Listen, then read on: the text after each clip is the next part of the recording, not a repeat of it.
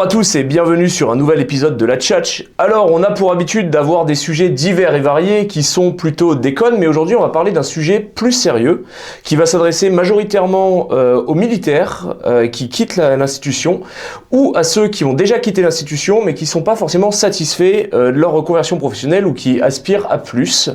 Et je reçois un invité de marque aujourd'hui, je reçois Clément Tétu de chez Pépite. Merci pour ton accueil. Salut Clément, bienvenue chez nous. Alors, Clément, je l'ai connu à l'époque parce qu'il m'avait grandement aidé sur ma reconversion. J'y reviendrai plus tard. Clément, est-ce que tu pourrais te présenter, s'il te plaît ? Bien, bonjour à tous. Encore une fois, merci Thomas pour ton accueil. Donc Clément Tétu, j'ai 36 ans et je suis fondateur du cabinet de recrutement et de placement qui s'appelle Pépite, qui est spécialisé sur les profils d'ex-militaires et globalement des profils qui sont issus de la communauté de défense. En matière de parcours, à la base, je suis un pur civil. J'ai fait une classe prépa et après je suis parti en grande école à l'EDEC Business School. Et suite à ça, j'ai fait un petit écart de parcours où je me suis engagé en tant que volontaire officier aspirant chez les commandos marines. Et c'est là où j'ai finalement pris le virus du monde des armées, même si ça fait que depuis ma tendre enfance que je suivais l'environnement militaire. Et suite à ça, j'ai eu différentes expériences en entreprise, des fonctions principalement commerciales, en ESN, puis en société de services et enfin en cabinet de conseil.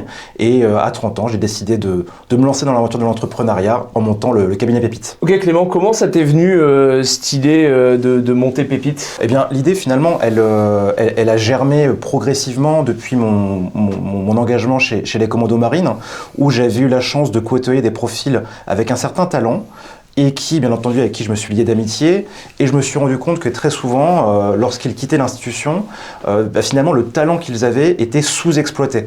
Et de ce fait-là, je me suis dit qu'il pouvait être pertinent de créer une passerelle entre, d'une part, les talents issus des armées, et globalement tous les anciens militaires tous les anciens militaires et les militaires qui quittent l'institution, et d'autre part, les entreprises qui sont à l'écoute et en recherche de ce type de profil, pour deux raisons. La première, on va dire, pour leurs soft skills, c'est-à-dire pour les valeurs et pour l'état d'esprit qu'ont les profils issus des armées, mais aussi pour leurs hard skills, c'est-à-dire leurs compétences techniques, qui sont parfaitement appréciées, voire très appréciées au sein des entreprises. Moi, je peux parler un peu de ma reconversion, puisque Clément, je l'ai connu à ce moment-là, et il me donnait énormément de conseils. À l'époque, je me souviens, je t'envoyais mes lettres de motivation, et tu me disais, non, ça c'est nul, il faut que tu rajoutes ça, il faut que tu rajoutes ça. Clément est très modeste, mais c'est quelqu'un de très pointilleux dans le business, et qui laisse vraiment aucun détail au hasard. Chose qui est quand même un truc où on a peut-être un peu plus de mal, surtout quand on vient, on va dire, de l'infanterie ou des armes de mêlée, où on a tendance un peu à composer avec le terrain et au juger. Donc moi, en fait, quand j'ai voulu me reconvertir, je me suis dit que j'allais reprendre des études, parce que c'était quelque chose qui m'avait grandement pénalisé dans ma vie avant l'armée.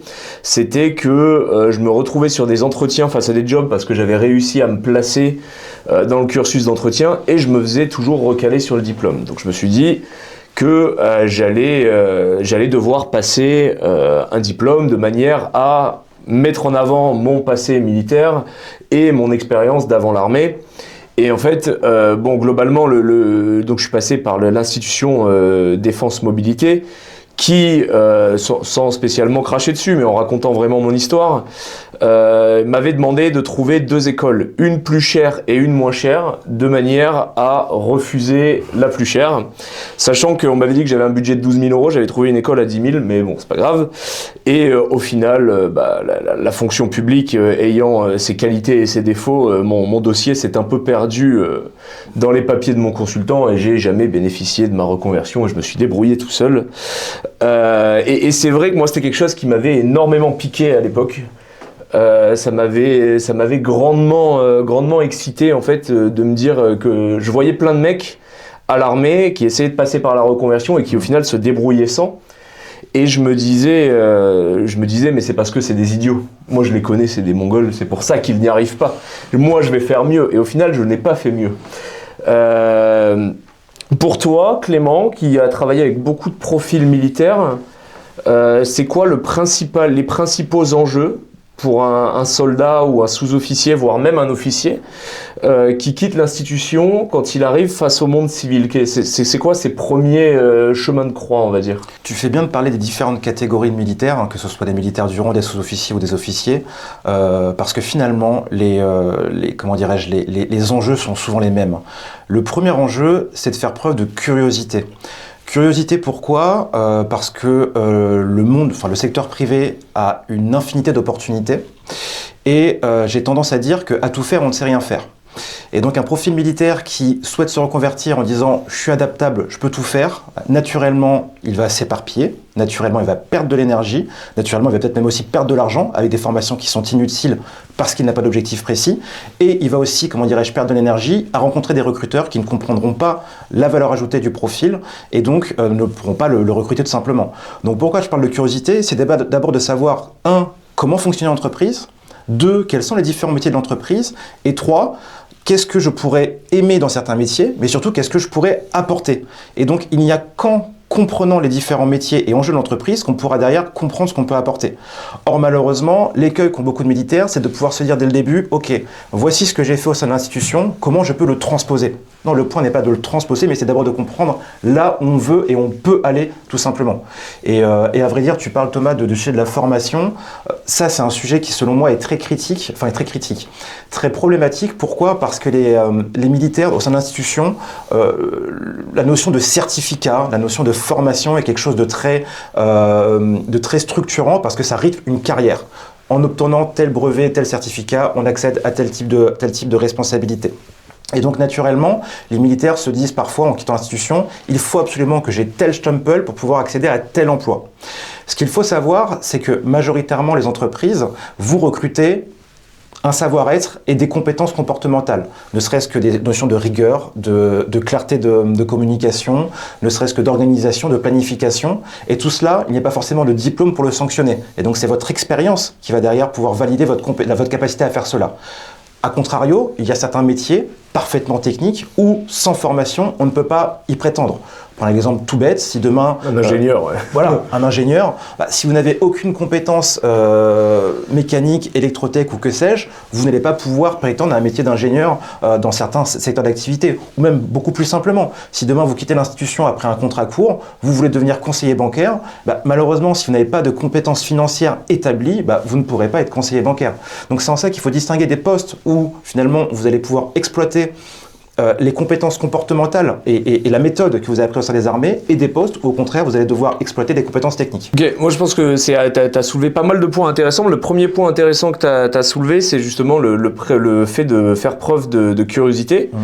J'ai tendance, moi, personnellement, à clasher assez rapidement défense-mobilité. Néanmoins, il y a quelque chose qu'ils font bien dans le cursus de reconversion, du moins le peu que j'ai testé, c'est qu'ils font faire des enquêtes terrain. Quand on demande, par exemple, moi j'avais demandé à faire des études de marketing et pour travailler en agence, c'était mon but dans l'idée à la base.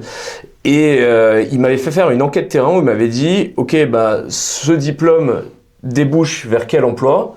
Ça débouche vers ça, ça débouche vers ça. Ok, très bien. Fais une enquête terrain où tu dois appeler 3 personnes qui font ce métier.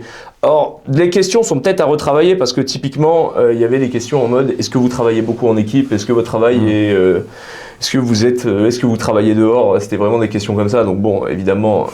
Voilà, il faut adapter à sa cible, mais ça c'est assez intéressant quand vous êtes en reconversion et c'est un exercice que moi je recommande, que je garderai de défense mobilité, c'est le fait de faire une enquête terrain, d'appeler des gens qui font déjà le job que vous visez et leur dire écoutez, je vous embête, est-ce que vous avez 10 minutes devant vous ou quand est-ce que je peux vous rappeler pour parler 10 minutes ? Je suis militaire en reconversion et votre job m'intéresse énormément, du moins la fonction et l'emploi. Est-ce qu'on peut se mettre 10 minutes pour que vous m'expliquiez un peu les tenants et aboutissants, que je me fasse une plus grande idée.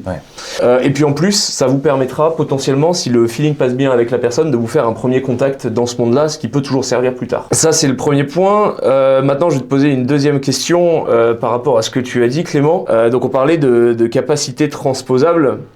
Donc forcément, quelqu'un qui fait de la comptabilité en bureau solde peut s'orienter vers un métier de pilotage de budget.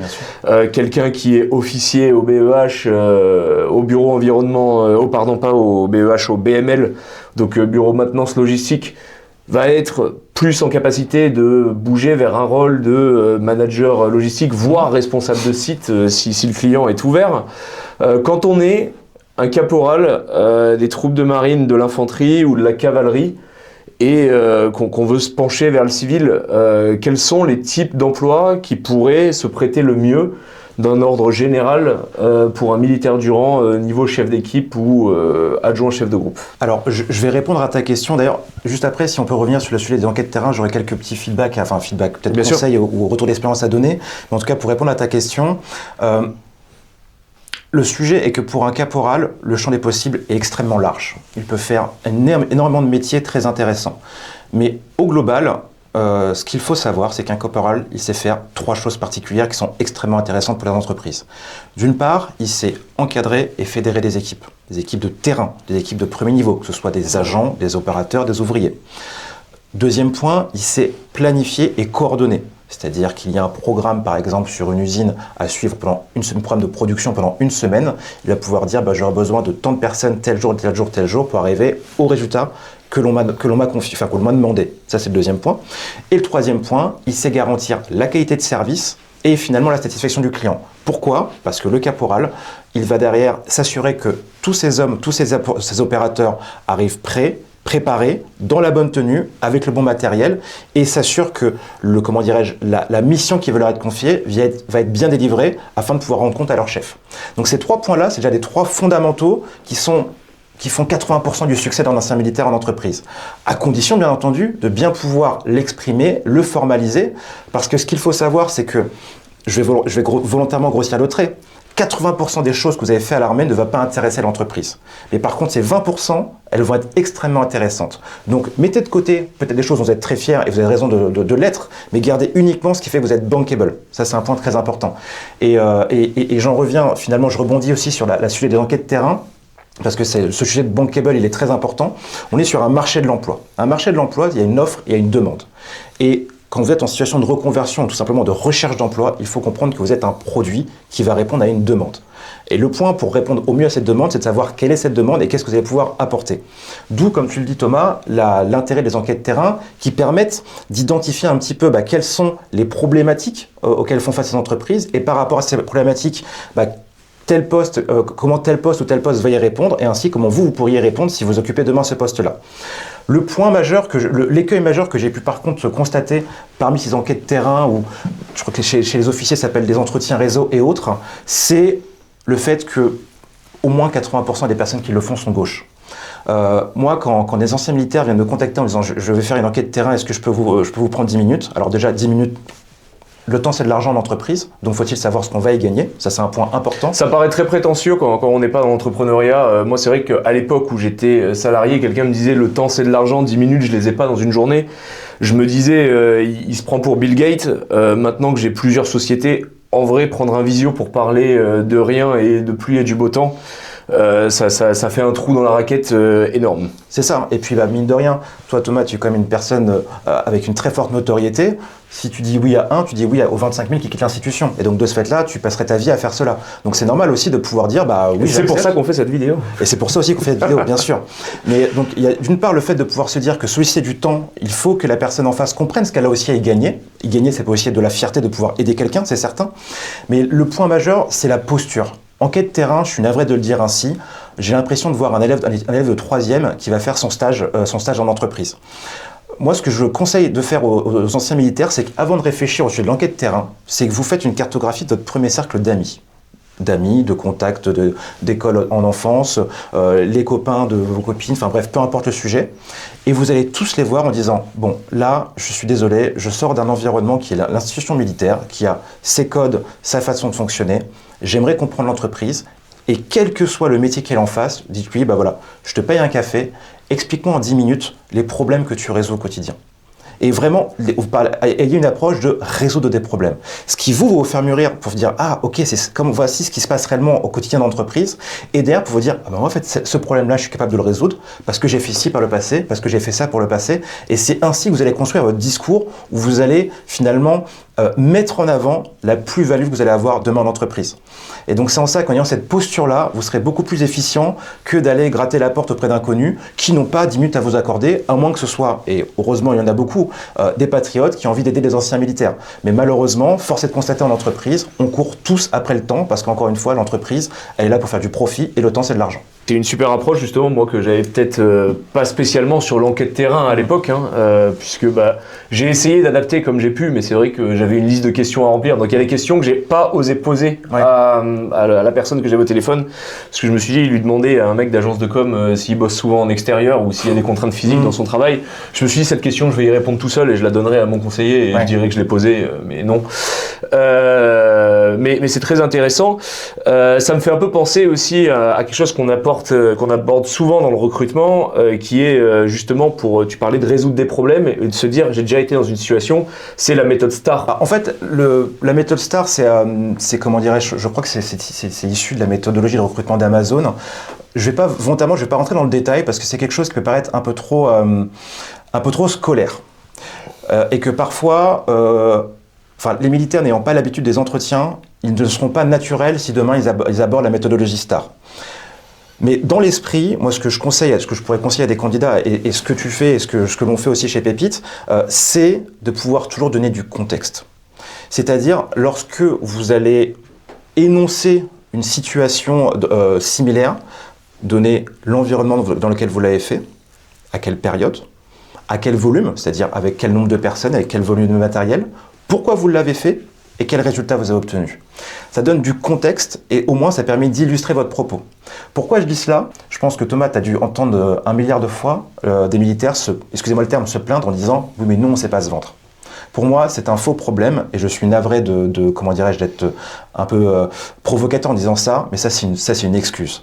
Le militaire, c'est pas qu'il ne sait pas se vendre, c'est que très souvent, il ne sait pas faire en sorte de se dire « ok, la personne a besoin d'entendre ça parce que c'est ça sa problématique et donc par rapport à ça, je vais adapter mon discours pour qu'elle puisse comprendre que ce que j'ai fait correspond parfaitement à la problématique. » Donc c'est d'abord une question, encore une fois, de curiosité, savoir quel problème on va résoudre et ensuite un sujet d'éléments de langage parce que, oui, le lexique militaire, il n'y a que le militaire qui le comprenne, donc il faut aussi faire l'effort d'ajuster son vocabulaire pour être compris par des profanes. Et c'est tout bête, le recrutement, c'est savoir expliquer ce que vous avez fait au sein des armées à un enfant de 6 ans. Si derrière vous arrivez à ce niveau de vulgarisation, vous serez extrêmement performant tant dans votre processus de recrutement que demain dans vos succès en entreprise. Alors, tu soulèves un point quand même que je trouve intéressant. Dans l'armée, surtout les militaires du rang, voire même les sous-off, on a tendance à s'auto-dénigrer.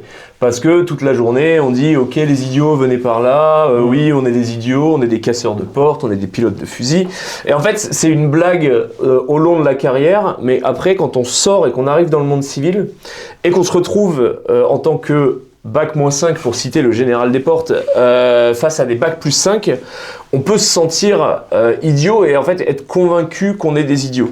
Maintenant, moi, quelque chose que j'ai remarqué après 1 an et demi, 2 ans d'armée, et à partir du moment où je suis passé à mon compte et où j'ai commencé à travailler dans des écosystèmes. Moi, aujourd'hui, j'ai plusieurs activités en freelance je travaille avec beaucoup d'anciens militaires. Et en fait, je réalise qu'il y a des types qui ont fait, comme moi, un lustre pour finir caporal et qui se retrouvent à la tête de business ou voire même de business unit très haute. Et dans le cadre de Pépite, tu as placé il y a quelques années un mec avec qui j'ai fait une mission qui était caporal aussi, militaire du rang parfait, sudiste. Tu l'avais placé dans un truc d'aire d'autoroute, de gestion d'aire d'autoroute. C'est un type qui était caporal, donc à 1 500 € par mois quand il n'y a pas de prime, au demeurant. Tu lui as chopé un job en sortie d'armée à quoi? À 45 000 à l'année, quelque chose comme ça? Et en fait, c'est là qu'on se dit, le type était caporal et il y avait peut-être des sergents ou même des lieutenants qui disaient « Oui, toi, t'es un Mongolien, t'es un idiot, machin ». À la fin de la journée, il est sorti 2 mois après l'armée, il avait un job où il était payé cadre, il avait un statut cadre. Donc en fait, tout est possible et il faut vraiment pas se cantonner parce que dans l'armée, on apprend certaines choses qu'on n'apprend pas forcément en faisant des études, la résilience, la capacité à vraiment aller chercher dans ses retranchements, de pas compter ses heures. Et c'est quelque chose qui manque énormément au monde civil aujourd'hui. Et moi, je le vois tous les jours quand je travaille avec des militaires. Là-dessus, Thomas, je te remercie d'aborder cet exemple. Et c'est un parmi des centaines d'exemples que l'on a chez Pépite. Moi, à vrai dire, j'ai monté ce cabinet dans un premier objectif de valoriser les talents issus des armées, c'est un premier point, mais aussi d'ouvrir le champ des possibles. Ouvrir le champ des possibles, d'une part, quant au secteur d'activité et typologie de métier. Quand on quitte l'institution, comment dirais-je, par exemple, le monde de la sécurité n'est pas la seule option. Il y a des milliers d'autres options et typiquement, chez Pépite, on travaille dans le monde de l'industrie, du transport, de la grande distribution, des assurances et j'en passe des meilleurs. Et aussi en termes de niveau de responsabilité. À vrai dire, si les militaires n'étaient pas, comment dirais-je, bankable en entreprise, Pépite ne fonctionnerait pas. On a la chance, l'année dernière, en 2025, on a fait un peu plus d'1 million d'euros de chiffre d'affaires, avec une très belle rentabilité. On n'aurait pas plusieurs centaines d'entreprises clientes si les entreprises n'étaient pas séduites et intéressées par les profils issus des armées. Maintenant, le point, c'est simplement pour ces anciens militaires et ces militaires en conversion, de pouvoir capitaliser sur ce qu'ils ont fait et donc d'adopter la bonne posture. Et moi, j'ai tendance à dire qu'il n'y a pas de poste dédié aux militaires du rang. C'est-à-dire qu'un militaire du rang n'a pas vocation à être uniquement à un poste d'opérateur ou d'ouvrier, on peut dire ça comme ça. Le sous-officier, un poste d'agent de maîtrise et l'officier, un poste de cadre. Moi, comme tu le dis, on a beaucoup de fierté au quotidien de pouvoir faire en sorte que les militaires du rang accèdent à des postes de cadre parce qu'ils ont le talent, parce qu'ils ont la confiance, ils ont surtout l'ouverture d'esprit. Après, il y a aussi un point important par rapport à ce candidat-là, c'est que de mémoire, il avait une première expérience entre ce poste dans cette société de gestion de stations d'autoroute et sa reconversion militaire. Et là où je veux en venir aussi, c'est que l'élément le plus complexe, et je pense qu'on y reviendra un petit peu après, dans la reconversion, c'est le premier rebond. Il y a une maxime qui existe, c'est que le premier rebond n'est jamais le bon. Le plus difficile, c'est déjà de mettre un pied dans l'entreprise. Parce que vous allez commencer à vous acculturer, parce que ça va vous permettre aussi de comprendre quelle est votre valeur ajoutée. Et j'ai vu je ne sais combien d'anciens militaires qui, au bout de 6 mois, ont une promotion. Parce que leur employeur s'est rendu compte qu'il avait beaucoup plus de valeur à apporter à l'entreprise et qu'à un niveau de responsabilité supérieur, il pourrait derrière apporter plus de choses en termes de, de retour sur investissement, tout simplement. Donc, n'hésitez pas, ne vous formalisez pas. Le premier job, il faut absolument que ce soit parfait parce que j'ai pu connaître des personnes, ça fait 6 ans qu'ils cherchent un job et je pense qu'ils n'en trouveront jamais, à être trop, entre guillemets, difficile. Lancez-vous et vous verrez, vous allez très rapidement mûrir et monter en compétences. Je suis assez d'accord, j'ajouterais un volet parce que moi, donc du coup, ce qui m'avait sauvé un peu, bien que j'ai pas eu de reconversion par l'armée, c'est que j'avais eu des expériences avant l'armée. J'avais vécu 5 ans en Angleterre, j'avais travaillé dans le recrutement, dans le monde de la nuit, l'événementiel, la vente. Donc je suis arrivé sur le marché du travail. Clément m'a aidé, et ça on y reviendra plus tard, mais m'a aidé à marketer mon CV pour que le civil lambda comprenne mon CV par rapport à ce que j'avais mis sur l'armée. Et ensuite, donc j'ai réussi à me vendre, je parlais anglais, j'avais des expériences, j'ai eu un premier job dans un cabinet de conseil, et en fait, moi ça a été quand même un grand choc, parce que le lundi 3 mai 2021, je me rasais, je faisais mon dernier rassemblement et je finissais mon circuit de départ et j'allais rendre mon casque félin. Le mardi, j'étais sur ma moto, direction Paris avec mon sac F2 et en plus j'ai pris la pluie tout du long. Et le mercredi, je suis arrivé le mardi soir et le mercredi matin, 8h, 9h, je percevais mon PC et on m'a dit « Tu as un rendez-vous client à 13h, je vais te présenter à un de tes clients ». Donc je suis vraiment arrivé, j'étais encore en dégradé, je me tenais au repos réglementaire, j'étais encore un tout petit peu formaté. Quand on me disait ça va, je disais oui ça va et je disais pas et toi parce que je suis pas docteur. Donc je me retrouve face à mon client. Mon client c'est une petite nénette du 11e arrondissement en crop top. Derrière il y a une pancarte avec marqué Keep calme et inclusive. Ça fait 5 ans que j'étais dans un environnement qui était tout sauf inclusif. Donc c'était un peu un choc. Il y avait des anglicismes toutes les 5 minutes dans la phrase. Je suis arrivé, j'avais des après-midi où je travaillais sur mon ordi Et je me disais, mais je suis en dépression, là, en fait, je vais mourir. Et au final, comme tout dans l'armée, à chaque fois qu'il y a eu une phase dans l'armée, et je pense que beaucoup de gens vont comprendre ce que je dis, on arrive face à un mur, entre guillemets. C'est-à-dire qu'on vient de se prendre la rince pendant 4 heures, il fait froid, on est en plein milieu de la courtine, il y a un vent à 50 km/h, et là, faut taper une marche de 30 bornes, et le lendemain, on va faire des ateliers, machin, village de combat, inner cordon, outer cordon, et on se dit, c'est impossible, on va crever. Et en fait, ça passe. Et à chaque fois, ça passe. Et en fait, personne crève. En fait, tout le monde arrive à la fin de la manip. Et certes, sur la fin, il commence à y avoir des petits raccourcis de on fume des clopes dans le VAB, on fait ci, voilà. Il y a 2-3 finitions et raccourcis qui se prennent. Mais en fait, à la fin de la journée, c'est fait. Et quand on sort de l'armée, on se dit vraiment, ça va être impossible. Je vais jamais y arriver. Je vais en fait, je suis un idiot. Moi, mon métier, c'est d'envoyer des grands coups de pied dans des portes et sauter dans des buissons avec mon casque. Et en fait, 1 an et demi plus tard, on se retrouve à prendre sa première promotion, à avoir des recruteurs qui vous envoient des messages en mode « Est-ce que tu cherches pas un job ? J'ai ce job en ce moment, machin. » Et en fait, on regarde après, normalement, si on a bien géré sa reconversion, on regarde à année plus 3 et on se dit, en fait, j'ai tourné la page, quoi. C'est marrant comment le cerveau et la mémoire sont faits, parce que comme tu le dis, les personnes qui sont reconverties à 2-3 ans ont complètement oublié les semaines et les soirées de doute qu'ils ont pu avoir au moment. Les 10 000 clopes fumées devant Indeed. Parce que finalement, après, tout se passe très bien. Je suis complètement d'accord. Il y a aussi un point dans ce que tu dis, dans la partie doute, c'est que... je sais pas quel est toi ton sentiment sur le sujet, mais il y a beaucoup de personnes qui s'orientent vers des perspectives de carrière où il n'y a pas de débouché. Et ça, c'est un point quand même qui est assez critique.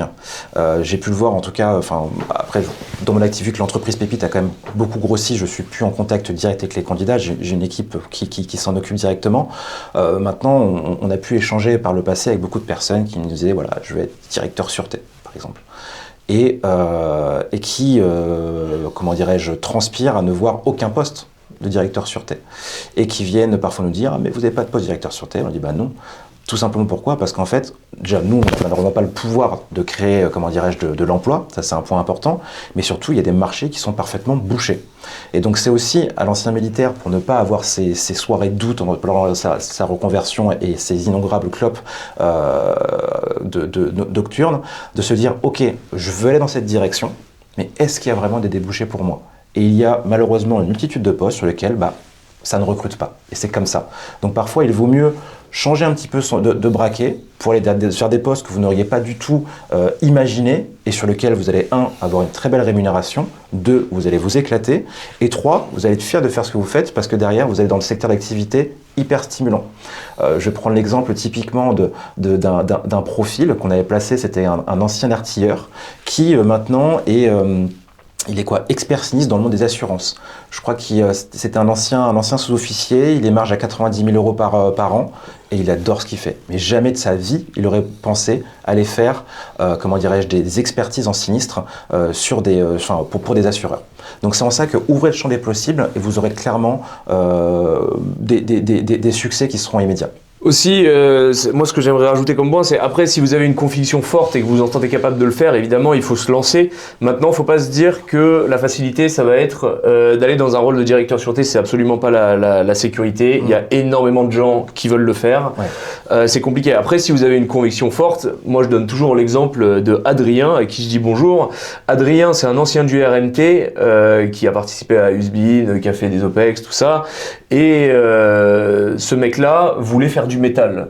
Bon, il a fait du métal. Aujourd'hui, il fait des ouvertures pour des grands groupes avec son groupe. C'est parce qu'il avait une conviction forte, mais il y a mis énormément d'énergie. Il a mis toutes ses économies dans son truc.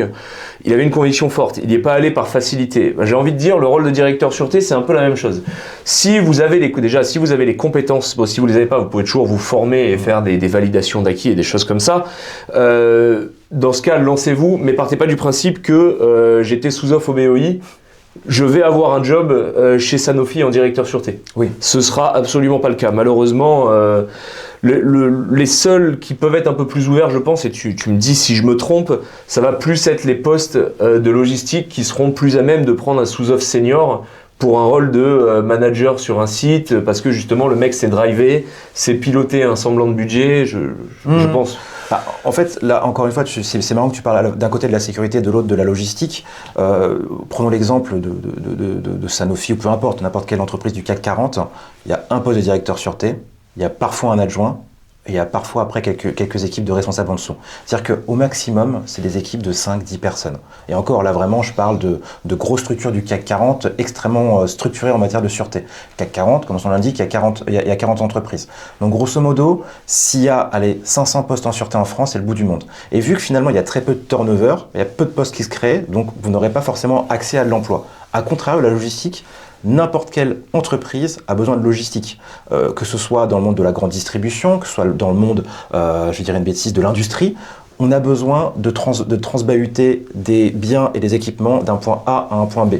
Et je pense que je ne vous apprends rien à ce niveau-là. La logistique a été montée dans les armées et les profils militaires sont extrêmement appréciés dans ces environnements. Pour vous dire, nous, au lancement de Game Pépite, on faisait, la première année, on a fait les 2 tiers de notre chiffre d'affaires dans les groupes soit de logistique, de transport ou de livraison, sur des postes avec beaucoup de responsabilités, des postes extrêmement intéressants. C'est la même qu'on a même lancé une task force logistique pour déployer des anciens militaires en mission pour aller redresser les entrepôts. Donc ce secteur-là est particulièrement porteur. Il y en a plein d'autres, mais en tout cas, ouvrez le champ des possibles parce que vous allez pouvoir vous éclater dans plein d'environnements. Ouais, une fois, tu parles de ça, ça me fait penser, une fois tu m'as sorti une expression qui est assez vraie. Tu m'avais dit reculer pour mieux sauter. Et moi, c'est quelque chose qui m'avait particulièrement marqué parce que forcément, moi, j'arrivais sur la fin de mon cycle à l'armée. Et en fait, j'étais pas là pour reculer. Ma vie, elle est dans une seule direction. C'était en avant. Il fallait que je fasse une percée parce que sinon, j'allais pointer à la NPE ou j'allais me retrouver en galère. Et en fait, tu m'avais dit de reculer pour mieux sauter, parce que c'est vrai que je bazardais mon CV, mais j'avais un CV qui était mal fait. Et est-ce que tu penses que, en te remettant dans l'époque et dans le contexte et ce que tu as fait pour beaucoup de candidats, tu pourrais développer un peu cette théorie mieux que moi et expliquer justement comment on peut faire un pas de côté pour aller plus loin? Alors, dans cette expression, il y a 2 sujets. Le premier, c'est que très souvent, on se rend compte que des militaires pensent à la reconversion beaucoup trop tard. Et donc, par rapport à cela, lorsqu'ils voient la date butoir arriver, vont commencer d'une certaine manière à s'affoler, à essayer d'envoyer des CV partout, des messages partout, à perdre beaucoup d'énergie en se dispersant. Et donc, reculer pour mieux sauter, c'est juste déjà de prendre un petit peu de hauteur, comme tu dis, de faire un pas de côté pour se dire, ok, je définis quand même ma stratégie, parce que envoyer un CV à une personne qui n'est ni intéressée par ce que vous faites et qui n'apprécie pas du tout votre approche, c'est vous griller. Donc, vous grillez autant de cartouches que d'actions qui sont nuisibles. Ça, c'est le premier point. Mais au-delà de ça, le reculer, c'est mieux sauter. C'est aussi en termes de, comment dirais-je, de niveau de poste ciblé. Plus vous montez entre guillemets dans la chaîne alimentaire de l'entreprise, enfin dans la chaîne alimentaire dans les niveaux hiérarchiques j'entends, plus on va attendre que vous soyez, excusez-moi l'anglicisme, plug and play. Grosso modo, je dis ça de manière schématique pour comprendre la chose. Fire and forget pour les militaires. Voilà. Mais typiquement sur un poste d'ouvrier, on va pouvoir attendre, 6 mois pour que vous soyez pleinement opérationnel. Parce que vous allez faire des tâches simples, mais on peut vous faire monter en compétence au fur et à mesure. Sur un poste de chef d'équipe, on va pouvoir attendre 6 semaines. Pour un poste de cadre, on va pouvoir attendre 6 jours. Pour un poste de cadre dirigeant, on va attendre 6 heures. Et un poste d'exec plus, on va attendre 6 minutes. Là où je veux en venir, c'est que plus vous allez chercher à avoir un niveau de responsabilité, plus on va attendre de vous que vous soyez parfaitement opérationnel. Or, force est de constater, que ce soit pour les officiers, les sous-officiers ou peu importe le grade d'ailleurs, que si vous cherchez tout de suite à avoir le même niveau d'expérience, naturellement l'entreprise ne va pas prendre le risque de se dire « Ok, c'est cette personne-là, je vais attendre 6 mois avant qu'elle soit pleinement opérationnelle. » Parce que derrière, c'est un marché de l'emploi, vous avez des concurrents qui sont les autres candidats. Moi, en tant qu'entrepreneur, je préfère prendre quelqu'un qui soit le plus rapidement opérationnel. Donc c'est en ça que parfois, il vaut mieux se dire « Pendant quelques mois, je vais faire le job du dessous. » Parce que moi, ça me permettra de m'acclimater pour que d'ici 6 mois, 1 an, je sois pleinement opérationnel sur un poste. Donc oui, peut-être que vous allez penser perdre un petit peu en salaire pendant ces quelques mois, c'est possible, mais au moins ça vous permettra directement d'accéder au poste qui a un niveau de responsabilité similaire au vôtre. C'est en ça que la notion de reculer pour mieux sauter est fondamentale, parce que j'ai pu voir beaucoup de personnes qui recherchent encore une fois un job depuis 10 ans, au même niveau de responsabilité. Malheureusement, elles seront, je pense, jamais employables au sein de l'entreprise. Et c'est très, très intéressant ce que dit Clément, parce qu'à la fin de la journée, moi je vous pose une situation pour la simplifier encore plus, mais il y a quelqu'un qui est directeur, je sais pas moi, chez Groupon, admettons, directeur des ventes chez Groupon, et il postule pour un rôle de directeur des ventes dans une autre boîte du même genre. Et là, il y a le chef de corps je sais pas moi, du deuxième RIMA, admettons, on est au conditionnel, qui postule pour ce rôle. Bah en fait, ils vont lui dire, bah non, on va prendre le mec qui fait déjà ce taf dans le civil. C'est bien, il y a le vernis militaire, c'est cool, tu sais gérer des bonhommes, tu sais gérer un budget. Maintenant, est-ce que tu sais démarcher, est-ce que tu sais faire ça? Non. Donc c'est pour ça que ce que dit Clément est très intéressant. Vaut mieux des fois accepter de taper un peu plus bas pour ensuite, surtout que tu avais une stat tout à l'heure, tu parlais des promotions, des militaires qui justement montent assez vite en grade. Clairement, j'ai pu en voir une grande majorité qui prenait une promotion au bout de 6 mois. Parce qu'encore une fois, l'entreprise, il n'y a rien de philanthropique. L'objectif, c'est d'avoir les personnes qui ont le meilleur rendement. Et donc de se dire, ok, par rapport à tel collaborateur, si on peut l'exploiter, pas l'exploiter dans le mauvais sens, mais si on peut exploiter son talent d'une manière supérieure, bah, autant lui donner une promotion, un poste supérieur. Certes, il va être payé plus, mais il va rapporter plus à l'entreprise. C'est-à-dire que c'est mathématique.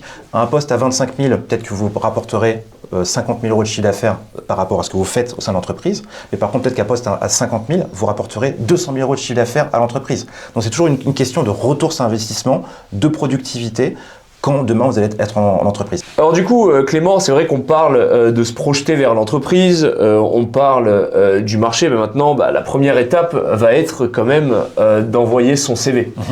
Et c'est vrai que, bon, déjà, il y a plein de termes qu'il faut transposer vers le monde civil. Je vais donner un exemple un peu, on va dire, vulgaire, mais je me mets dans la peau de caporal, ce que j'étais. Par exemple, mettre des claques à son subordonné parce qu'il n'est pas venu avec les bonnes chaussures alors que c'était stipulé qu'il fallait être en chaussures sable et pas en mendel noir. On va pas mettre sur un CV, mettre des grandes claques à mon GV parce qu'il n'avait pas la bonne tenue. En revanche, on peut dire mentoring des jeunes recrues au sein de la section. On va pas dire j'ai passé une après-midi à nettoyer au Karcher un GBC pour le faire vérifier et les mécanos m'ont bahuté à me faire 40 000 revues. On dira maintenance d'un pool véhicule d'une valeur de, bah, s'il y a des VAB, ouais, tu fais d'une valeur d'environ 1 million d'euros. Voilà. Donc en fait, tout est question. Quand on est militaire, certains vont se dire oui, mais c'est du bullshit. Bah, c'est pas du bullshit. Un VAB, ça coûte quoi? 500 000 euros. Un Griffon, probablement plus. Des lunettes de vision nocturne, ça coûte 15 000 balles, à peu près, je sais pas. Un FAMAS, ça a un prix. Quand on fait des MICA, mais c'est de l'entretien armement, c'est de l'entretien véhicule. Quand on amène ces mecs à l'ordinaire, quand on récolte tous les avis d'imposition des mecs, qu'on s'assure que le mec il a le bon papier, qu'il a rempli son dossier OBEX, c'est de la supervision de subordonnés. Donc en fait, tout est exploitable et transposable quand on y réfléchit. C'est vrai que les transpositions que tu abordes sont stratégiques. En fait, moi, le conseil que je peux donner, c'est même pas de partir de sa propre expérience, mais d'aller regarder des offres d'emploi et juste d'identifier quels sont les termes et les façons d'employer, les façons de présenter les missions d'un poste. Et simplement de se dire, ok, bah ça je l'ai fait, et bah je l'écris de cette manière-là. Il n'y a pas à réinventer la roue. Il faut employer la terminologie qui est utilisée au sein des entreprises.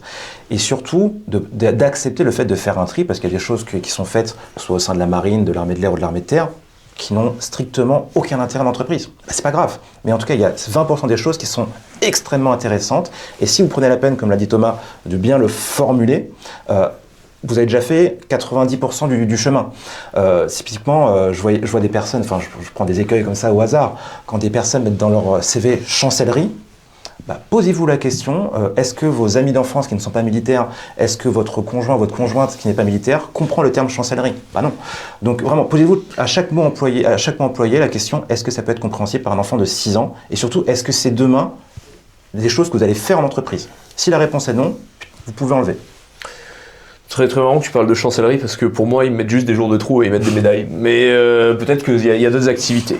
Voilà. Encore une fois, même au sein de l'armée, même moi je ne sais pas exactement quelles sont les missions de la chancellerie. Donc c'est pour ça qu'il faut le traduire. Il y a aussi un point que je voulais souligner, Thomas, par rapport à ça, parce qu'il y a une multitude de choses à dire, c'est que naturellement, aussi sur la partie formation, quand à l'époque où Comme je vous l'ai dit tout à l'heure, c'est maintenant on a une équipe chez Pépite qui s'occupe des candidats, mais à l'époque où j'étais tout seul dans l'entreprise, quand je voyais des CV avec les milliards de certifications qui n'ont strictement aucun intérêt à l'entreprise, c'est très bien que vous soyez moniteur tueur, mais bon, malheureusement, si votre job demain n'a rien à voir avec les sports de combat, s'il faut de la comptabilité, concrètement, ça ne sert à rien. Donc vraiment, sachez faire le tri entre ce qui est bankable et ce qui ne l'est pas.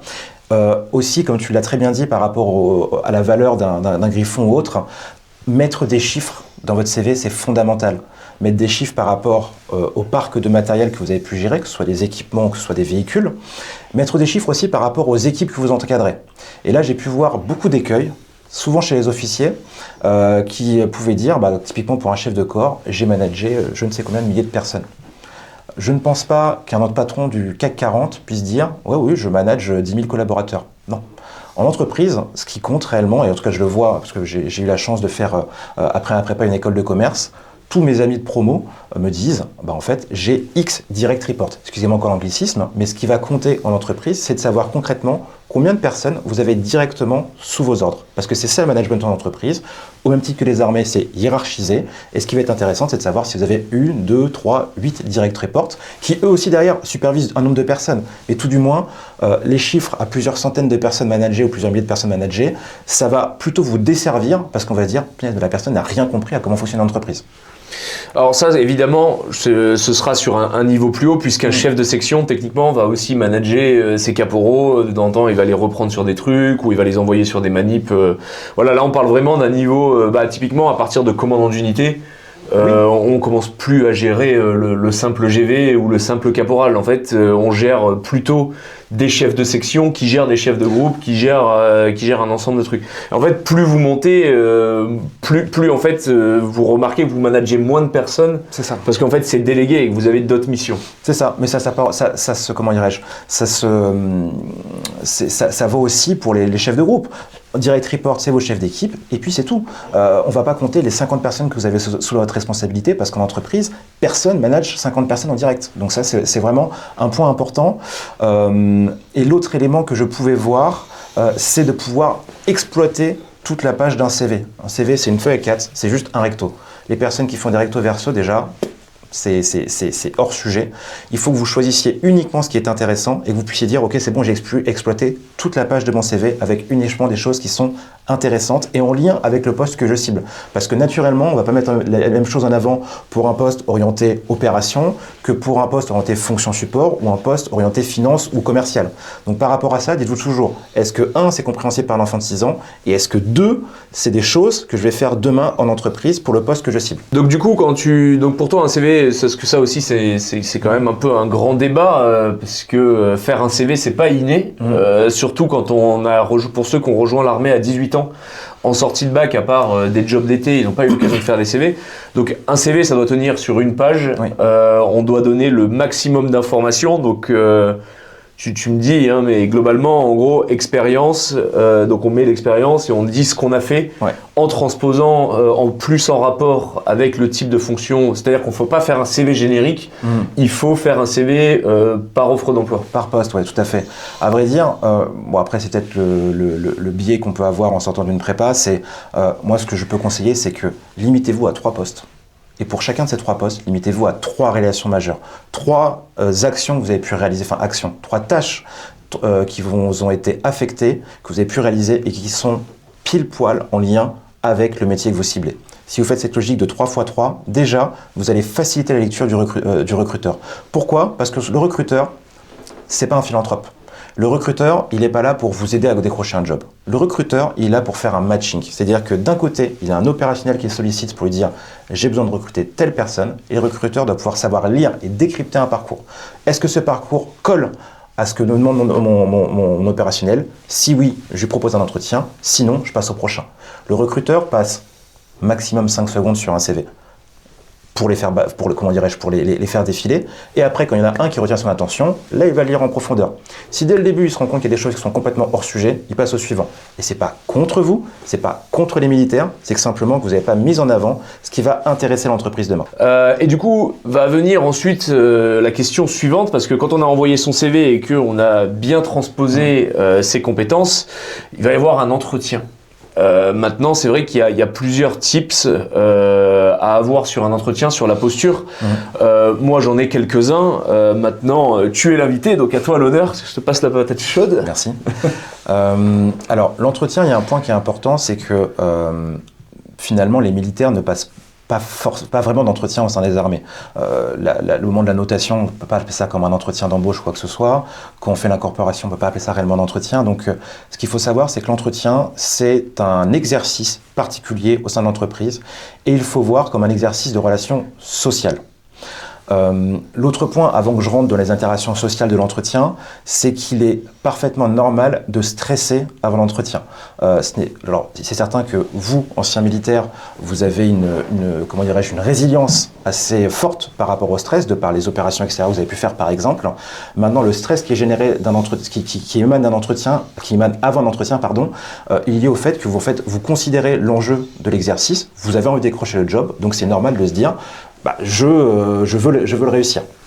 Maintenant, pour en revenir au sujet de l'interaction sociale, ce qu'il faut se dire, c'est que la personne face à vous, grosso modo, il faut lui donner envie de travailler avec vous. Certes, votre CV a pu montrer que, de par ce que vous avez pu faire par le passé, il est fort probable que vous allez matcher d'un point de vue compétence, d'un point de vue plus-value pour l'entreprise.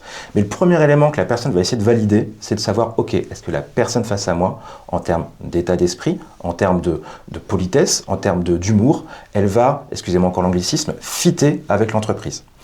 Et donc par rapport à cela, l'objectif, c'est tout de suite de vous mettre le maximum dans une posture d'échange avec le recruteur qu'il y a face à vous. L'échange, ça passe par deux éléments. La curiosité, poser des questions. Et ça passe aussi par le fait de ne pas monopoliser la parole. Et il y a vraiment la première chose que l'on conseille chez Pépite, c'est en fait c'est comme sur un 100 mètres. Si on rate le départ, il y a très peu de chances qu'on soit premier à l'arrivée. Et donc la façon dont vous allez entamer votre entretien va donner tout le tempo et tout le rythme et toute la couleur de l'échange que vous allez avoir ensuite. Et il y a une question qui est, qui est fatale avec quasiment tous les militaires, c'est quand on pose la question « présentez-vous ». Et là, patatras, le militaire va nous faire tout son état cinétique de service. Je préfère vous le dire directement, on s'en fiche. L'objectif majeur de présentez-vous, c'est que c'est une formule de politesse pour pouvoir initier l'échange. À savoir que le recruteur face à vous a votre CV. Donc votre parcours, il le connaît. Et donc par rapport à cela, la meilleure façon de commencer un entretien pour répondre à la question « présentez-vous », c'est de faire un pitch qui dure maximum 1 minute 30, où vous allez préciser grosso modo d'où vous venez. Voilà, j'ai fait X années au sein de l'armée de terre. Où vous êtes actuellement? Eh bien actuellement, je suis en phase de transition vers un poste de je ne sais pas quoi.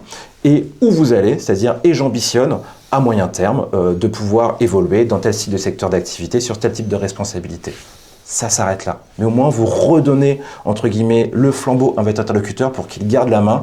Et vous ne faites pas un monologue de 10 minutes parce que, vous allez perdre la personne avec des choses qui ne vont pas l'intéresser. Et vous-même, vous allez vous sentir mal à l'aise quand vous allez vous rendre compte que vous êtes simplement en train de creuser votre tombe dans des trucs qui ne sont pas forcément très intéressants. Ça, c'est le premier conseil que je peux avoir dans l'entame d'entretien. Le deuxième conseil qu'il peut avoir, c'est comme on le disait tout à l'heure avec Thomas, avec la méthodologie STAR, c'est le fait de toujours illustrer votre propos.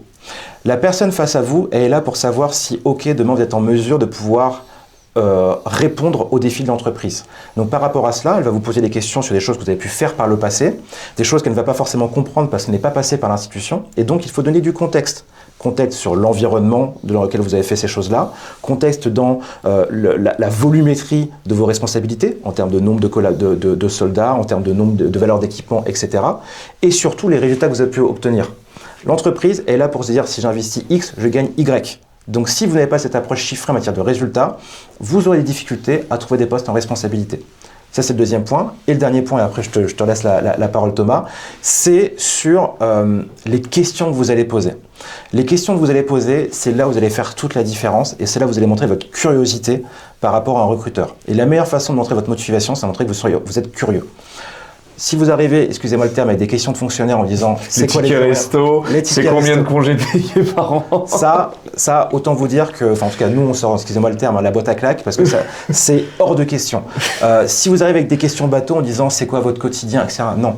Pour poser des questions intéressantes, eh ben vous allez sur Google Actualité, vous regardez l'historique de l'entreprise, qu'est-ce qui s'est passé comme événement majeur, vous allez voir le parcours de la personne, vous dites bah tiens, j'ai vu vous êtes passé par telle entreprise, comment ça s'est passé, vous allez parler de je ne sais quel élément d'actualité dans le secteur d'activité, bref, vous montrez que vous êtes ouvert d'esprit. Et que vous faites des recherches. Et vous faites des recherches, voilà, c'est l'élément exceptionnel pour pouvoir montrer votre curiosité.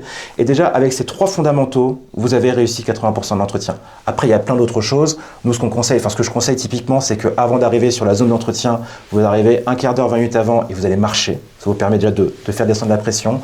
Vous arrivez seulement 5 minutes à l'avance à l'accueil du site, parce que c'est arrivé 1 heure à l'avance, ça met la pression à tout le monde et ça montre juste que vous êtes un inquiet. C'est cringe. Ça, c'est cringe, c'est malheureux, mais ça fonctionne pas. Et l'élément après, ce qui est conseillé, en tout cas nous ce que l'on fait chez Pépite, c'est qu'on invite les candidats à envoyer un compte rendu d'entretien sur leur perception à froid de l'échange. Ça fait toute la différence parce que c'est pas juste envoyer un mail en disant « Oh, je suis très intéressé, oh, je suis motivé », c'est « Ok, merci beaucoup pour l'échange, moi voilà ce que j'en ai retenu, voilà pourquoi ça m'intéresserait de poursuivre avec vous ». Et là, vous faites, ne serait-ce qu'avec ces 5-6 éléments que j'ai pu vous présenter, 90% du chemin est fait. Moi, je vois les entretiens d'embauche comme un premier date. Ouais. En fait, au demeurant. Je le dirai jamais dans un contexte corporate, mais si demain j'ai un ami qui sort de l'armée et qui me dit j'ai un entretien, je sais pas comment faire, ma première phrase sera vas-y comme un premier date avec une femme avec qui tu vises du sérieux. Parce que tu vas pas être all over the place, comme on dit en anglais, arriver 40 ans à l'avance, à faire l'inquiet, à envoyer 40 000 textos, à envoyer 40 000 signaux. Si tu l'embrasses le premier soir, tu vas pas commencer directement à dire « Bon, allez, viens chez moi !» On fait pas ça. Et en fait, tout est question de dosage dans un entretien. Et quand on vient du militaire, justement, parfois le monde civil fait peur et on a quelques insécurités. Sachez que le monde civil a aussi peur de vous, d'une certaine manière, de temps en temps. Ils se disent, mais en fait, ce type-là, il a fait l'armée, il a tué 350 personnes, c'est Rambo, on va le mettre dans nos équipes, il va terroriser tout le monde, peut-être. Il y a des gens qui peuvent avoir certains a priori. Le monde civil, par exemple, quand on est dans l'armée, moi je vais parler pour l'infanterie de marine, on va dire que c'est quelque chose d'assez franc du collier, où on se rentre dedans assez facilement. Les émulations d'unités, globalement, ça passe par la bagarre, par une certaine, on va dire, familiarisation avec la violence, et vous allez arriver dans un monde qui ne se permet pas ce genre d'émulation. Donc en fait, si vous arrivez un peu trop confiant, grande gueule, l'employeur va juste se dire ce mec-là, en fait, il va bouffer mes équipes. Et ça va pas être agréable dans l'entreprise. C'est pour ça, dans l'armée, qui ose gagne, mais dans le civil, qui dose gagne. C'est très bon ça. C'est pas mal, hein. C'est un pro direct. Mais plus sérieusement, typiquement, quand on vous demande pourquoi vous avez choisi l'armée, une bonne réponse, c'est pas de dire parce que il y avait le Bataclan et que je voulais me venger. Même si c'est vrai, même si vous en êtes convaincu, il faut surtout pas le dire. Il faut dire, écoutez, moi j'avais toujours eu l'envie de m'engager dans l'armée pour le côté aventure et le côté découverte de contrées qu'on n'aurait pas forcément l'occasion de voir en tant que touriste. Je suis arrivé à un moment dans ma vie où j'avais besoin de me challenger personnellement et de tester mes limites, donc je me suis engagé dans l'armée et j'ai demandé un régiment de la mêlée, enfin peut-être pas de la mêlée, un régiment opérationnel, voilà, pour toujours dans l'idée d'être compréhensible sans faire peur, pour montrer un certain idéalisme et une certaine passion, plutôt qu'une volonté de faire Judge Dredd. Voilà, c'est pas bien ça, ça leur fait peur. C'est vrai, et j'aime beaucoup ton idée de dosage parce que, en effet, il y a des profils qui arrivent trop conquérants. Et ça, concrètement, le manque d'humilité, et au même titre que dans les armées, il est détesté, il est aussi détesté en entreprise. Donc il faut savoir se mettre dans une position où rien n'est gagné, c'est certain. Après, il faut aussi avoir confiance en soi. Et du fait qu'il faut avoir confiance en soi, la personne qui est complètement inquiète comme tu le dis, qui envoie 50 000 messages avant l'entretien, on le voit au quotidien chez Pépite, qui au bout de dit, en fait, j'ai pas eu de réponse du recruteur sous 2 heures, c'est pas normal, c'est pas normal. Il y a un temps long, et donc il faut savoir doser, comme tu le dis, comme par rapport à un date, où derrière, après la soirée, la sympathique soirée, prendre un petit peu le temps avant d'envoyer un message, être vraiment très calme dans l'approche et prendre son temps. Et le dosage, ça passe aussi par la tenue. Alors ça, c'est un point qui est phénoménal. On voit en fait les deux opposés. C'est très rare en fait de rencontrer des candidats en reconversion qui ont pile poil la bonne tenue. C'est soit ça va être une tenue trop décontractée, ou soit une tenue trop empoulée, costume cravate pour un poste de chauffeur-livreur. Voilà. Et à un moment, il faut juste se dire, et ça c'est je pense le meilleur conseil qu'on puisse donner, c'est aborder la tenue que vous auriez demain en entreprise. Et que la tenue ce qui passe tout le temps, quel que soit le poste, c'est vous mettez un pantalon, un chino beige et une chemise blanche. Ça, quel que soit votre job, vous êtes sûr au moins de ne pas trop faire tâche, en positif ou en négatif. Maintenant, naturellement, si demain vous allez travailler en banque d'affaires, le costume est de rigueur. Et si demain vous allez travailler dans le monde du transport, évitez les mocassins parce qu'on attend de vous que vous soyez opérationnel. Et la meilleure façon de le savoir, c'est de poser la question à quelqu'un. Vous dites, tiens, en fait, je suis désolé, j'ai un entretien là-bas, je ne sais pas du tout comment habiller. Est-ce que tu peux comment s'habiller au quotidien dans ce job-là? Et ça, au moins, vous allez savoir doser comme ça. Est-ce qu'il y a aussi sur la tenue, parce que moi c'était un sujet épineux, parce qu'à l'armée on te dit quelle tenue tu vas porter demain. Donc c'est vrai que quand je suis arrivé dans le civil au début, moi j'ai fait l'erreur d'arriver en costume mes premiers jours de travail et en fait je voyais que tout le monde venait en Stan Smith avec jean ourlet. Et en fait j'étais un peu en décalage et après on m'a dit mais en fait Thomas tu sais tu peux venir habillé normalement. Et du coup c'est vrai que est-ce qu'il n'y a pas aussi une question, surtout pour la phase entretien, de seniorité du rôle vis-à-vis de la tenue? C'est-à-dire qu'on attend un certain standing d'un chauffeur-livreur, par exemple, c'est d'être propre sur lui, d'arriver avec un polo, un pantalon, un jean avec des chaussures sobres. Maintenant, pour le responsable logistique, on va s'attendre à ce qu'il vienne en chemise avec un petit blazer et un jean, etc. Est-ce qu'il n'y a pas un peu aussi une idée de... Si, naturellement, c'est certain que plus, entre guillemets, on monte dans les Ma question paraît bête, mais c'est une question que je me suis beaucoup posée avant la... T'as tout à fait raison. Et clairement, en fait, ce qui est important dans cette phase de reconversion, c'est qu'il n'y a pas de questions bêtes. La personne, au contraire, qui ne pose pas de questions, ira toujours au carton, ça c'est certain. Donc oui, en effet, plus on monte dans la hiérarchie, plus on va attendre une tenue qui soit corporate. Maintenant, le casual, comme tu dis, avec un pantalon, une chemise, un blazer, ça marche pour beaucoup de choses. Et on ne va pas reprocher à quelqu'un qui va être ouvrier de venir en entretien avec des chaussures, un pantalon, une chemise et un blazer. Tout uni, tout le plus sobre possible, au moins on verra que c'est une personne qui est propre sur elle. La chose qui est beaucoup appréciée, et ça c'est très marrant, et ce quel que soit le poste, quand on le voit avec les clients du cabinet, c'est qu'ils nous disent, en fait avec les anciens militaires, vous arrivez, vous dites bonjour, vous êtes à l'heure, vous êtes rigoureux et vous êtes propre sur vous.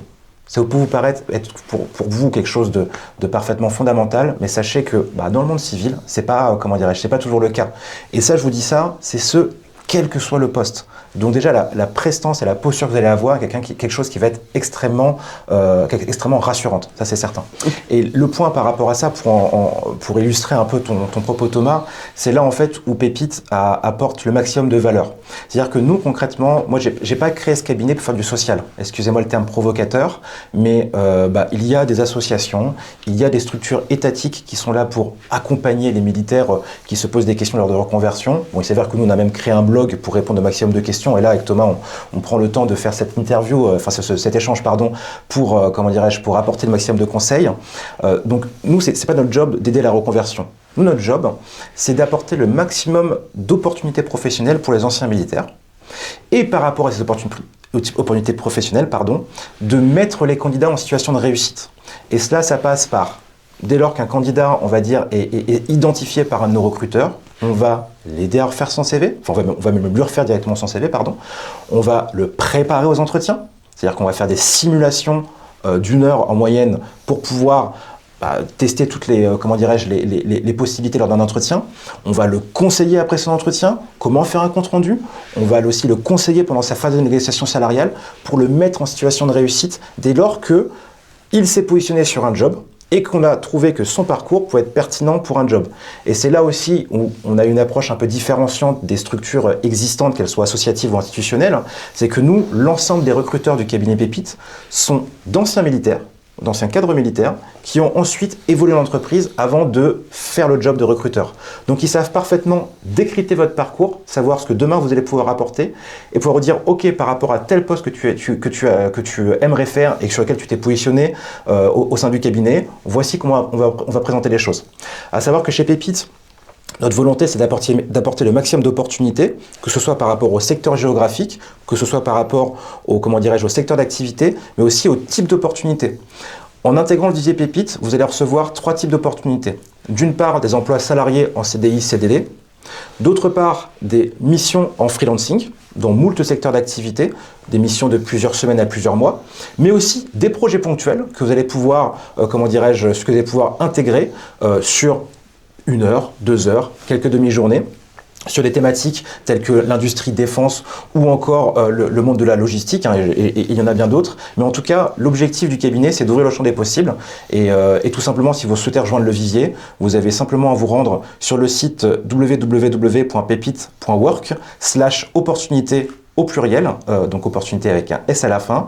Vous allez derrière pouvoir vous inscrire, remplir tous vos desiderata et ainsi recevoir automatiquement toutes les opportunités que notre équipe de commerciaux va aller chercher au quotidien, parce que je le répète et Thomas le sait parfaitement, les anciens militaires sont très appréciés et très recherchés en entreprise. Et nous, notre métier, c'est d'être la courroie de transmission entre les talents issus des armées et de la communauté de défense et les entreprises qui recherchent ce type de talent. Tu disais un truc tout à l'heure, tu dis on fait pas de l'associatif, on est un business, et je sais que c'est un propos qui peut choquer, qui moi-même m'aurait choqué en fait à ma 4e année d'armée d'entendre ça, parce que j'étais par le biais de Mike Eco pendant très longtemps très porté par l'associatif, jusqu'à ce que je me confronte à un grand mur. C'est qu'en fait il y a beaucoup de gens qui utilisent l'associatif dans le but de rayonner eux-mêmes en fait, et qui n'ont sous le slogan de « pour les vétérans », au nom des vétérans, en fait, sont juste en train de développer un LinkedIn. Et aujourd'hui, moi je suis, et c'est une phrase d'Alex, j'aime beaucoup cette phrase, il dit « Les vétérans, ils n'ont pas besoin d'un câlin, ils ont besoin d'un job où ils sont bien payés et où ils peuvent évoluer. » Et j'aime beaucoup cette phrase parce que je préfère, dans le cadre professionnel, j'ai pas envie de me faire aider dans le sens où on me prend la main comme un grand Gévos, à part sur vraiment des sujets qui me dépassent. Je préfère en fait avoir une relation transactionnelle entre guillemets, où moi, mon intérêt, c'est d'avoir un job qui me paye le maximum, ou une presta qui me paye le maximum. Et le mec en face, son intérêt, c'est de placer pour pouvoir, lui, derrière, facturer. Et en fait, on arrive sur un truc où chacun est gagnant. Parce que quand on fait de l'associatif, il y a toujours quelqu'un qui va en profiter et quelqu'un qui va pas en profiter. Il y a celui qui donne. Donc lui, il donne en pensant servir à une cause. En fait, il y a l'autre personne de l'autre côté qui s'en sert pour passer sur BFM TV, pour améliorer son LinkedIn et pour faire un post qui va lui générer de l'engagement, qui va lui permettre de l'exploiter pour sa boîte. Ouais. Donc, je sais que le propos va peut-être choquer certains d'entre vous, le propos qu'a dit Clément, mais en vrai, si vous passez par Pépite et que vous vous retrouvez dans une opportunité que vous n'aurez peut-être pas eu forcément sans cursus, à la fin c'est une relation transactionnelle, mais ça rend service aussi. Donc ce qu'il faut quand même noter, c'est que le Pépite est un service qui est financé par les entreprises. Les candidats ne payent rien pour intégrer le vivier, et même pour être pour être complètement accompagnés lors de leur processus de recrutement chez les clients du cabinet. Concrètement, on a créé un cercle vertueux. D'une part, on va permettre à des militaires d'accéder à des emplois auxquels ils n'auraient pas pensé, ou même auxquels ils n'auraient même pas pu accéder, entre guillemets, tout seuls, parce qu'il y a un marché caché, parce que c'est certain qu'en tant que cabinet de recrutement, on sait mettre le CV au haut de la pile, alors que si vous postulez par vos propres moyens, malheureusement vous serez perdu dans les méandres de tous les différents candidats. Donc d'un côté, on va apporter une valeur aux anciens militaires en leur donnant accès à des opportunités, mais aussi en les conseillant lors du processus de recrutement pour qu'ils soient mis en situation de réussite, et ça ils n'ont rien à payer encore une fois. Et de l'autre côté, nous allons résoudre un problème, un pain point des entreprises qui est de recruter des candidats de qualité. Et ça, la ressource humaine est tellement stratégique en entreprise que les entreprises payent les services d'un cabinet de recrutement.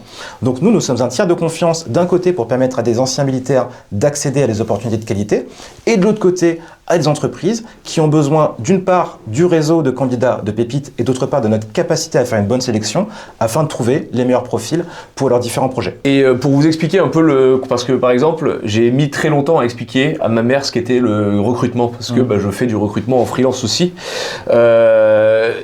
En fait, Le recrutement, pour faire simple, le recruteur, son intérêt, c'est que vous soyez payé le maximum et que vous soyez content dans la boîte et que vous vous barrez pas sous 6 mois, parce que sinon, il va devoir vous trouver un remplaçant dans le cadre de sa garantie. Donc en fait, l'intérêt pour les entreprises, c'est que le recruteur il va vous envoyer que un mec qui est capable de faire le job et qui est capable de supporter et fitter votre culture d'entreprise.